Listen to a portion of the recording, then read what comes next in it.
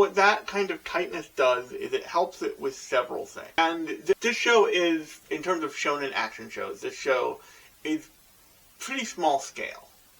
It takes place largely in one location, and it only runs for about, I believe, 52 episodes.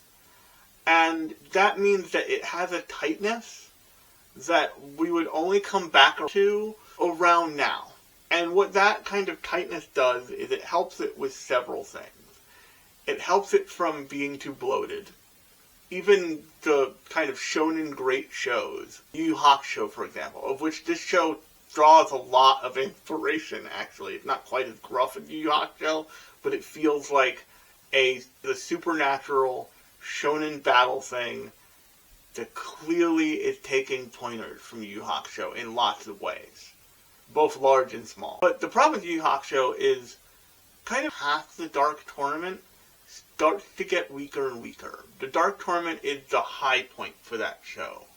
And in many ways, you look at Togashi's feelings on that original story, and you can kind of, in the terms of the manga at least, that after the Dark Tournament, he's not as feeling himself as much, and it feels like the property is being drawn out because it's so popular. This is the thing that happens often with popular shonen manga, or at least used to, is the story is drawn out because of the popularity.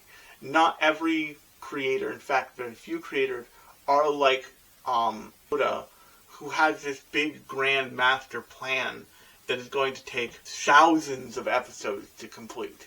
Many people have contained stories that they want to carry their characters through, and good storytellers have an end in mind, like have an end point. But popularity and like the machine that popularity creates in terms of entertainment, not even anime, but entertainment, necessitates that stuff keep going.